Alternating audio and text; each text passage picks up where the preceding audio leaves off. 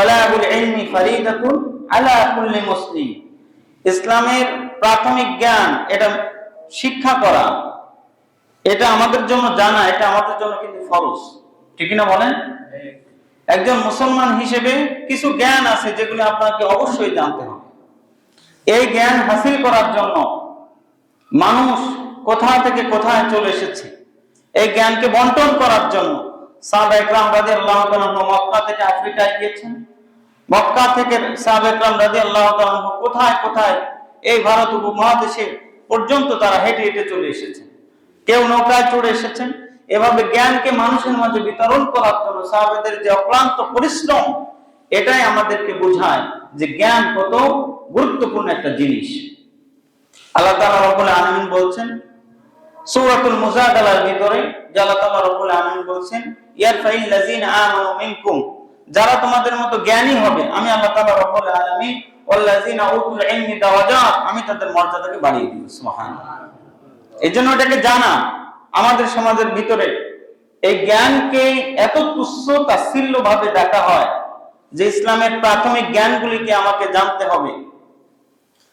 যেমন ওই আন্দালুস থেকে বাগদাদে একজন চলে এসেছেন, তার নাম হলো মাখলাদ রাহিমাহুল্লাহ। তিনি শুধুমাত্র জ্ঞান নেওয়ার জন্য, জ্ঞান শেখার জন্য স্পেন থেকে বাগদাদে চলে এসেছেন হাঁটতে হাঁটতে। ওই সময়ে খলিফা ছিলেন খলিফা মুতাসিম বিল্লাহ। ইমাম আহমদ ইবনে হাম্বল রাহিমাহুল্লাহ ওই সময়ে মানুষদেরকে জ্ঞান দিতেন, জ্ঞান বর্তন করতেন, জুমার খুতবা দিতেন। এবং তার যেখানে তিনি বাগদাদের যে বড় মসজিদে তিনি খুতবা দিতেন বিভিন্ন জায়গায়, তার ছাত্রের সংখ্যা একবারে প্রায় 10-15 হাজার ছাত্র নিয়ে তিনি বসতেন। সুবহানাল্লাহ।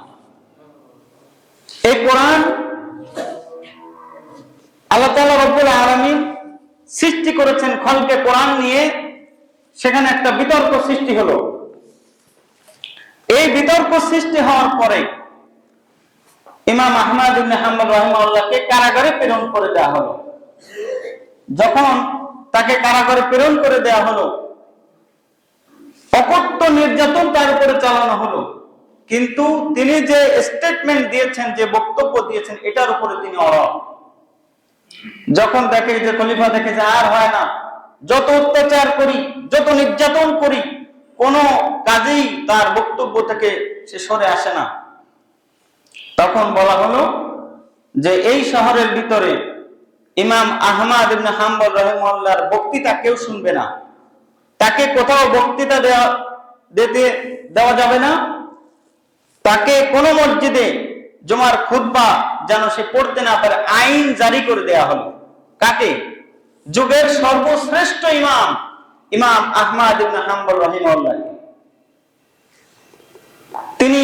তাকে গৃহবন্দী করে রাখা হলো, বাইরে যাতে না যেতে পারে। কিন্তু মাখলাদ রাহিমাহুল্লাহ তিনি তো জ্ঞানের জন্য এসেছেন, যে জ্ঞানকে আমরা এত তুচ্ছ তাচ্ছিল্য করি, ইসলামের প্রাথমিক বিষয়গুলো আমরা বোঝার চেষ্টা করি না, আমরা শেখার চেষ্টা করি না, আমাদের নামাজ সহি হয় না, 70 বছর 80 বছর বয়স আমাদের সূরা ফাতিহা এখনো পর্যন্ত হয় না। আন্দালুস থেকে চলে এসেছে বাগদাদে শুধুমাত্র জ্ঞান শিখার জন্য। হাঁটতে হাঁটতে তিনি বাগদাদে আসলেন। আসার পরে তিনি খোঁজ করতে লাগলেন ইমাম আহমদ ইবনে হাম্বল রাহিমাহুল্লাহ কোথায়। তিনি মানুষের কাছে যখন শুনলেন, কেউ বলতে চায় না, কারণ তার সাথে কথা বলাই নিষেধ, কিভাবে কথা বলবে। একজন ব্যক্তির কাছে বলতেছে, ভাই তুমি কোথা থেকে এসেছো, জানো না এই দেশে আইন জারি হয়েছে, ইমাম আহমদ ইবনে হাম্বল রাহিমাহুল্লাহর সাথে কেউ কথা বলতে পারবে না। বলে, ভাই আমি আন্দালুস থেকে এসেছি, স্পেন থেকে এসেছি, হাঁটতে হাঁটতে শুধুমাত্র জ্ঞান শিক্ষা করার জন্য। সুবহানাল্লাহ। তার কাছ থেকে জ্ঞান নেওয়ার জন্য আমি স্পেন থেকে হাঁটতে হাঁটতে চলে এসেছি, অথচ জুমার আযান দেওয়া হয়। ঠিক কিনা বলেন? আমাদের এখনো পর্যন্ত কি হয় না, হুঁশ হয় না যে আমাকে মসজিদে যেতে হবে, আল্লাহ তাআলা ডাকছেন, যে কাজে আমি আছি সেই কাজেই আছি। তো ব্যক্তি বলতেছে যে ভাই এখান থেকে দূরে যে দেখো যে ইমাম আহমদ ইবনে হাম্বল রাহিমাহুল্লাহ একটা ঘরের ভিতরে আটকে আছে, তাকে আটকে রাখা হয়েছে, কেউ তার সাথে কথা বলতে পারে না। মাখলাদ রাহিমাহুল্লাহ তিনি গেলেন, যাওয়ার পরে দেখেন যে ঘরের চতুর্পাশে মানুষজন আছে, ঘরের দিকে কেউ যায় না। তিনি চলে গেলেন, সেনাবাহিনী পাহারা দিচ্ছে যেন ইমাম আহমদ ইবনে হাম্বল রাহিমাহুল্লাহ বেরোতে না পারে। তিনি ঘরের ভিতরে চলে গেলেন, অনেক কষ্টে যাওয়ার পরে বললেন যে হযরত, হে যুগের ইমাম, আমি আপনার কাছ থেকে শুধুমাত্র জ্ঞান নেওয়ার জন্য আমি সুদূর আন্দালুস থেকে, স্পেন থেকে আমি হাঁটতে হাঁটতে এখানে চলে এসেছি। আপনি আমাকে জ্ঞান শিক্ষা দিন। ইমাম আহমদ ইবনে হাম্বল রাহিমাহুল্লাহ বললেন, তুমি তো দেখতে পাচ্ছ বাইরে সেনাবাহিনী, আমি তোমার সাথে কিভাবে কথা বলবো?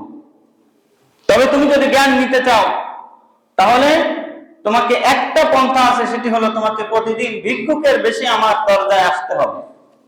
আমি তোমার জন্য খাবার তৈরি করব, এই ফাঁকে ফাঁকে আমি তোমাকে হাদিস বর্ণনা করব।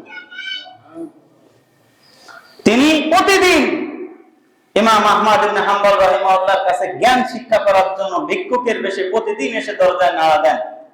ইমাম আহমদ ইবনে হাম্বল রাহিমাহুল্লাহ তাকে জ্ঞান শিক্ষা দেওয়ার জন্য, হাদিস শিক্ষা দেওয়ার জন্য প্রতিদিন এরকম রান্না করে, আর এই খাবার দেওয়ার ছেলে তাকে হাদিস বর্ণনা করে। মাখলাদ রাহিমাহুল্লাহ যখন ইমাম আহমদ ইবনে হাম্বল রাহিমাহুল্লাহর কাছ থেকে এই জ্ঞান নিলেন, নেওয়ার পরে এই তার সাথে থেকে, তার কাছে থেকে এই জ্ঞান নেওয়ার ফলে ওই জামানার শ্রেষ্ঠ একজন আলেম তিনি হয়ে গেলেন।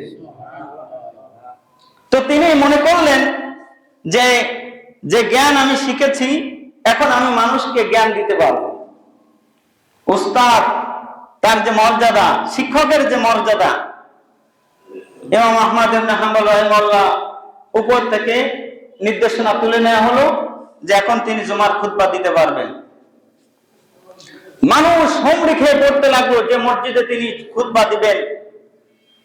হাজার হাজার মানুষ জুমার মসজিদে আজানের আগেই ভরে গেল। তিনি এর ভিতর থেকে একজনকে খুঁজতে লাগলেন যে আমার সব ছাত্রকে তো আমি দেখতেছি, কিন্তু একজন ছাত্র যে আমার কাছে হাদিস শিক্ষা নিয়েছে, মাখলাদ রাহিমাহুল্লাহ, তাকে তো দেখা যায় না।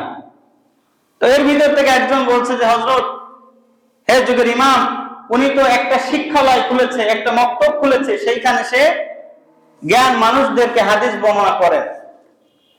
তখন ইমাম আহমদ ইবনে হাম্বল রাহিমাহুল্লাহ বললেন যে ঠিক আছে, তোমরা তার কাছে যাও। যাওয়ার পরে একটা মাসআলা জিজ্ঞেস করবা।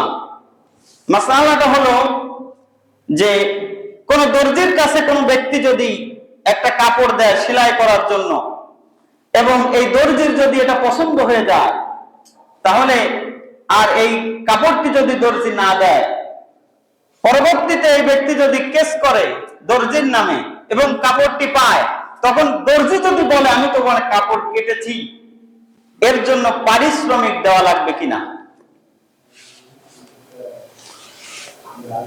যে ব্যক্তি, যে ছাত্রকে তিনি পাঠাইলেন, বললেন যে ঠিক আছে শোনো, যদি সে ভেবে চিন্তে উত্তর দেয় তাও বলবা যে উত্তর হয়নি, আর ভেবে চিন্তে যদি না দেয় তাহলে বলবা, তারপরে বলবা যে উত্তর হয়নি।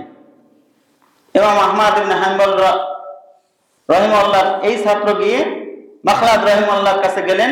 যাওয়ার পরে বললেন যে এই দর্জির অবস্থা এরকম কিভাবে হবে? তো তিনি বললেন যে দর্জিকে পারিশ্রমিক দিতে হবে না। তখন বললেন যে আপনার উত্তর হয়নি।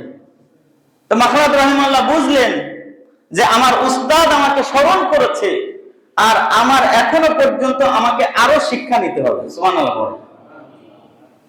তিনি দৌড়ে চলে গেলেন ইমাম আহমদ ইবনে হাম্বল রাহিমাহুল্লাহর কাছে।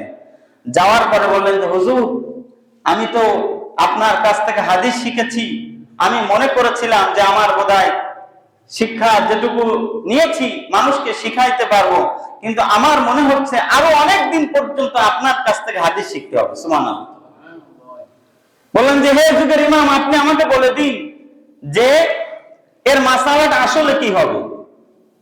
তখন ইমাম আহমদ ইবনে হাম্বল রাহিমাহুল্লাহ বললেন, দর্জি যদি এই জামার কাটিংটা যদি সে নিজের জন্য করে, তাহলে তাকে অবশ্যই পারিশ্রমিক দিতে হবে না, কিন্তু যদি এটা যদি তোমার মাপ মতন কাটে তাহলে তাকে পারিশ্রমিক দিতে হবে। তিনি এরপরে শিক্ষা গ্রহণ করতে লাগলেন। এজন্য ইসলামের বেসিক জ্ঞান, ইসলাম যে জ্ঞান মানুষদেরকে শিখায়, মানুষদেরকে যে উদ্বুদ্ধ করে জ্ঞানের জন্য। কারণ জ্ঞান ছাড়া একজন মানুষ তার আমলেও পরিপূর্ণতা আনতে পারে